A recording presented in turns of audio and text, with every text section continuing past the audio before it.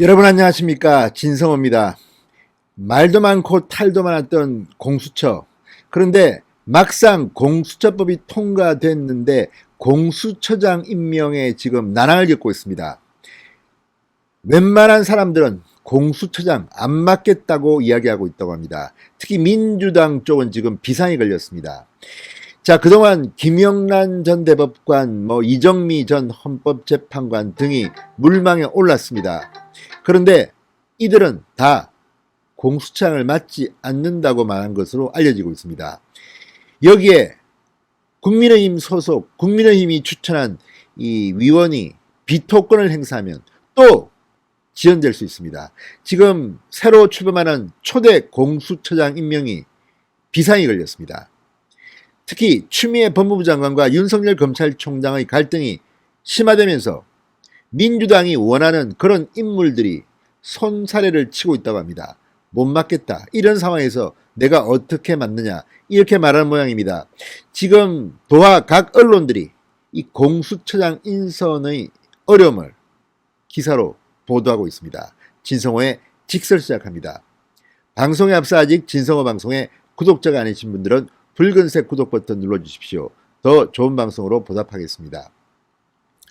자, 고위공직자 비리수사처. 자, 후보추천위원회가 이제 구성이 됐습니다. 그런데 내일까지, 9일까지 초대 공수처장 후보 추천을 마감합니다. 그런데 지금 인물난을 겪고 있다고 합니다. 자, 위원 1명당 최대 5명의 후보를 추천하기로 했습니다. 그러니까 이 물리적으로 계산하면 7명의 추천위원이니까 35명까지 가능합니다. 그렇지만 후보 물색에 난항을 겪고 있는 데다가 국민의힘이 비토권을 활용할 경우 후보 추천 과정이 순탄치만은 않아 보입니다. 공수처의 출범이 점점 더 늦춰질 것으로 보입니다. 자, 공수처장 추천위원회는 내일 오는 9일 오후 6시 1차 후보 추천을 마무리합니다. 7명의 추천위원으로 이루어진 공수처장 후보 추천위원회, 지금 고민에 빠졌습니다.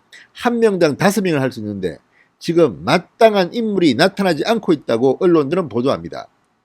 자, 공수처장 후보의 조건도 까다롭습니다. 판사, 검사, 변호사 경력이 15년 이상인 동시에 정년 65세를 넘지 않아야 하고, 검사와 대통령 비서실 소속 공무원은 각각 퇴직 후 3년과 2년이 지나야 자격 요건이 됩니다. 까다롭습니다. 또 초대 공수처장입니다. 문재인 정권이 심의를 기울여서 독재적으로 통과시킨 이 공수처. 자, 그런데 이 고도의 정치적 중립을 요구하고 있는 자리입니다. 지금 야당은 이 공수처가 이 독재 권력의 하순이 될 것을 우려하고 있습니다. 무엇보다 OECD 국가 어느 나라에도 이런 공룡 조직은 없습니다. 금태섭 전 의원이 잘 지적했습니다. 그럼에도 불구하고 억지로 출범을 시켰는데 초대 공수처장이 정말 이상한 사람이 되면 문재인 정권은 개망신을 당하는 겁니다. 그래서 이정미, 김영란 이런 유명한 나름대로 작품을 한번 만들어 보려고 했는데 이런 사람들은 지금 고사하고 있는 것으로 알려지고 있습니다. 자, 특히 여당이 지금 벌벌 떨고 있습니다. 왜냐하면 일단 누가 봐도 이거는 완전히 문재인 정권의 하수인 같은 사람을 추천할 경우 국민들의 비판을 배견할 수가 없습니다.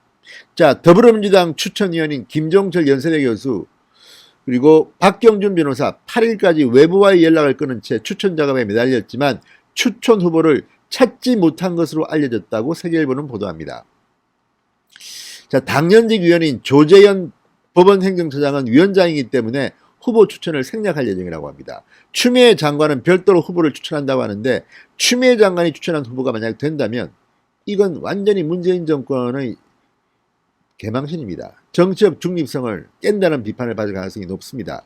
자, 민주당 관계자는 세계일보와의 통화에서 추천위원들이 후보 물색을 위해 이곳저곳 연락을 취하고 접촉을 시도했지만 잘 안되거나 상대방이 고사한 것으로 알고 있다. 난항을 겪고 있는 상태다. 내일이 마감일입니다. 그런데 오늘 이런 말을 민주당에서 하는 겁니다, 지금. 자, 추미애 장관 측에서도 추천받는 것을 부담스러워하는 사람이 많아 고민이 깊은 것으로 알고 있다. 이렇게 말했다고 합니다. 오죽하겠습니까? 추미애 장관 추천으로 공수처장이 되면 그 사람이 제대로 배겨나겠습니까? 야권도 비슷합니다. 국민의힘 추천위원인 이헌 변호사는 검찰과 법무부가 부딪히는 상황에서 공수처가 부각되면서 후보자 찾기가 쉽지 않다고 말했습니다. 또 다른 위원인 이찬희 대한변협 회장은 김진욱 헌재 선임연구원을 추천하기로 했습니다. 자, 이 위원은 변협 내부 논의를 거쳐 3, 4명을 추천할 예정이라고 합니다. 자, 지금 35명까지 추천이 가능하지만 여야 양쪽 모두 후보 추천에 후보 물색에 난항을 겪으면서 결국 15명 정도가 추려질 것으로 전망되고 있습니다. 게다가 여기에는 정치적 중립성 문제가 새로운 돌발 변수로 작동하고 있습니다. 자, 이 여권의 한 관계자는 야당의 비토를 피하기 위해서는 무색무취한 사람을 내세워야 한다. 중립적인 사람을. 그런 공감대가 있지만 이런 사람들은 일찌감치 거절을 살펴했다. 공수처장 히든 카드는 사실상 없다고 보는 게 맞다. 이렇게 말했습니다. 자, 어쨌든 내일입니다. 내일 끝납니다. 내일 마감이 됩니다. 그렇기 때문에 지금 민주당 청와대는 비상이 걸린 것 같습니다. 자, 이 후보들이 추천된다 하더라도 일단 국회에서 꾸려진 실무지원단이 후보들에 대한 기초자료를 수집하고 이 심사를 진행합니다. 이거 아마 검증 같은 거 해야 되지 않겠습니까? 또 뭐 과거에 전력이 이상한 사람들은 걸러내겠죠. 그래서 지금 공수처 출발부터 비상이 걸렸습니다.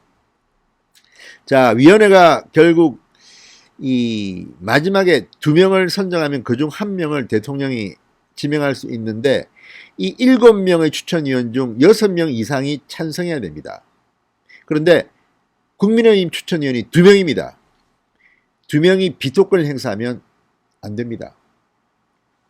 자, 그래서 공수처장, 초대 공수처장은 참으로 힘든 작업이 될 것 같습니다.